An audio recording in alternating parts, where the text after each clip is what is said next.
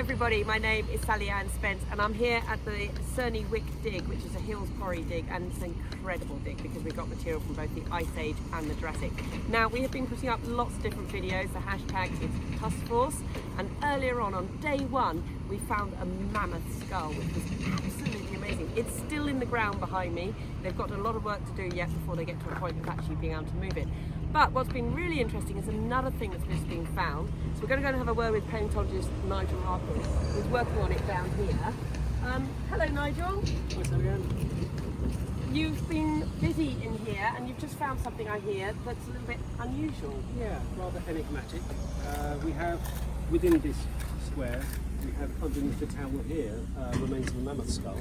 That towel is damp, so the skull material is damp so it doesn't dry out.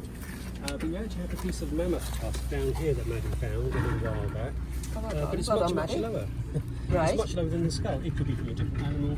I was sort of wondering why it would be so much lower, because sometimes things get moved around by other mammoths. We know from observations today that elephants will go right out of their way to explore other elephant skeletons. Right. You're looking at them from above, they're migrating in a particular direction or going towards a waterhole, they suddenly get downwind of a carcass of an elephant and they go out of their way to go and see that carcass. Okay. And they'll pick up the bones, they'll put them in their mouth, they'll sort of roll them around, they'll taste them, they'll sniff them, and then move the bones around. But in a river environment, whilst they're doing that, they can be treading on the bones inadvertently as well, and that happens in the sediments that we have, for instance, in Norfolk, in the forest bed there.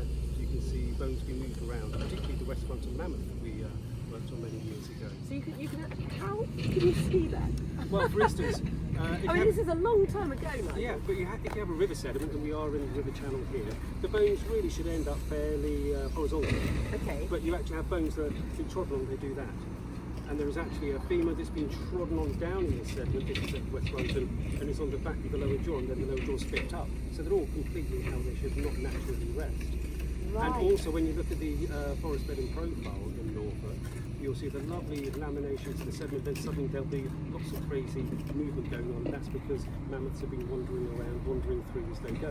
And actually there's also a tusk that was flattened, and more or less the area that was flattened of that tusk is the size of a mammoth footprint. So that's all to do with Norfolk.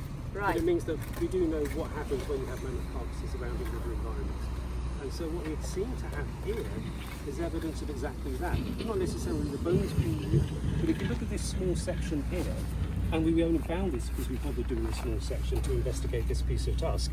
What we have orange gravels here, over here you have the orange gravels, but right in the middle you have this structure. Really distinct. Of this grey, silty, sandy material that we have elsewhere, but why is it suddenly in there? You'd expect this to be nicely laminated, but you have this intrusion, if you like. Something has either stepped there, or something has happened to create a void there where it then got infilled by this silty grey material.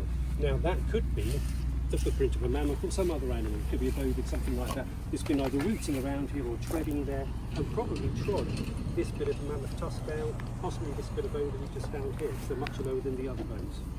So that's a trace fossil that's very ephemeral. We're not going to be able to record that other than with photography and photogrammetry to get a 3D model of that to preserve it. Yes, but that's showing us potential behaviour, isn't it? Oh, exactly Which that. is just Yeah. fantastic. Which is what we love. Yeah. Otherwise, it's a dead animal. Great, it tells you it's a mammoth and it was here, which says something about the environment. But this, it tells you something that actually happened during that sort of time window that they were here. That is incredible. Well, you obviously weren't expecting that. I mean, we're not particularly expecting anything. We're but, deliberately looking for that specific example, but once we have bones at different layers, it's worth just sort of investigating. This is why it's worth not just digging and looking for bones. You need to look at the structures, and we see that we've got a nice square. I say square, it's a rectangle. The sides aren't perfect at the moment. By the time we finish this hole, we want nice straight edges where we've cleaned up exactly vertical with a trowel, so that we can start picking up those sorts of sedimentary structures, and we can understand not just the mammoth turbation that we might have here, but what's happening with this stratigraphy of the channel, which bits of the channel are overlying the other bits, where it's been cut away by later phases or earlier phases of the river channel as it moves around. Because of course river channels move over time. Yes, And it's nice to be able to work out how that's happened, because that can then explain why the bones and tusks and things have ended up where they are. Well, that is a whole other story, isn't it? That's fantastic. I mean, Yeah, definitely. This is the great thing about this dig. It is constantly, I'm going to use the word evolving, because we just don't know what we're going to find next. And you know, things like this are giving us such a different context, as you say, to the things we are finding. Yeah. So it's fantastic. So keep following. There will be more videos put up. We are here for 3 weeks. We're very early on in the dig. And the hashtag is Tusk Force.